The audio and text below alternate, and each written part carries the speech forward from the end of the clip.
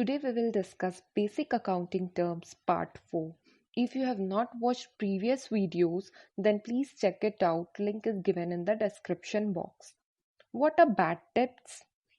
It is an amount owed to the business that is written off because it has become irrecoverable. In simple language, bad debt is an amount which you gave as a loan, and now that person is not able to repay that amount. This irrecoverable amount is recorded in books of accounts as bad debt. Let's take an example. You went to bank to take a loan of rupees 10,000. Bank gave you loan on a condition that you will repay this rupees 10,000 to bank after 3 months. When 3 months will complete, then it will be your responsibility to repay that amount to bank. But unfortunately, after 2 months, your shop caught fire. Now you are suffering from huge loss. Now tell me that whether you will be able to repay that loan to bank. No, the bank will record this rupees 10,000 as bad debts in their books of accounts. Okay, any amount that is not recoverable is termed as bad debts in accounting terms. Next term is insolvency. Any person or business entity who is not in a position to pay its debt. We took an example in previous term that person was not able to repay rupees 10,000 to bank. Any person or business entity who is not in a position to pay its debt is insolvent person. So here this person or business entity is insolvent and rupees 10,000 is bad debt. Bad debt is the amount which is rupees 10,000. This 10,000 rupees will be termed as bad debt. But this person who took the loan or any business who took a loan will be recorded as insolvent person. For person we will use term as insolvent, and for the amount we will use the term as bad debt. Now let's talk about solvent. Any person or business entity who is in a position to pay its debt. For an example, you took rupees 10 as a debt from your friend and say that you will repay it to him on the next day. Then here you are capable of repaying it to your friend. Yes, you have that 10 rupees and you will repay it, right? So you will be termed as solvent person. It is very clear that any person who is in a position to repay any debt is known as solvent person. Now, next term is purchase return. Goods purchased may be returned to the seller for any reasons like not of proper size or it may be defective. Goods so returned are known as purchase return or return outward. In simple words, the goods purchased by you and you want to return that goods back to the seller are termed as purchase return. Okay, record that good as a purchase return. For an example, Ria went to welcome shop to purchase bread. She came back home.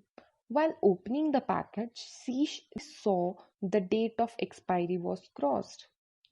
She went back to the shop and gave that bread back to the shopkeeper. This bread is purchase return for Ria. Ria will record this bread as purchase return in her books of accounts. Now, what are sales return? Goods sold when returned by the purchaser are termed as sales return or return inward. The bread packet which Ria returned to the shopkeeper is sales return for the shopkeeper, right? Here, for Ria, this bread is purchase return for Ria, okay, and this bread is sales return for the shopkeeper. Now it is clear what is purchase return and sales return. Now let's understand what is discount. When customers are allowed rebate in the price of goods by the business, it is known as discount. For an example, when you go to any shop to purchase goods, shopkeeper sells you product at rupees 100. As you say him that I have only 95 rupees, please allow me to buy at 95. You request him so much and then he agrees. So this 5 rupees is discount. In accounts, discount are also of two types. First is trade discount and another one is cash discount. Let's talk about trade discount first. Trade discount is a rebate allowed by the seller on the basis of sales, either on quantity or value. I can tell you an example which every girl can easily relate. Even boys can nowadays. I think nowadays boys are more relatable to pani puris than girls, right? If you go to pani puri wala, you always ask seller that how many pani puri for rupees 10. He says 4. Then you request him, please give 5 now, please, please. He also agrees. Then this pani puri, which you get 5 instead of 4, this one extra pani puri is discount for you. Here you didn't told him to take less amount of money, but you requested him for more quantity, right? If you tell the seller to take rupees 8 instead of 10, and by chance if he agrees, then this rupees 2 is also a discount. So just keep in mind that discount can be either in quantity or in value. I'm going to tell you very important point. Usually students get confused in this. So please just listen carefully.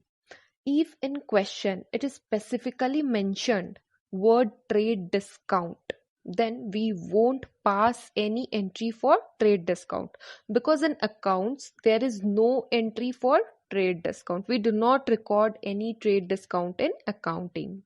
Okay. Now let's come to next term, cash discount. It is a rebate allowed for timely payment of due amount.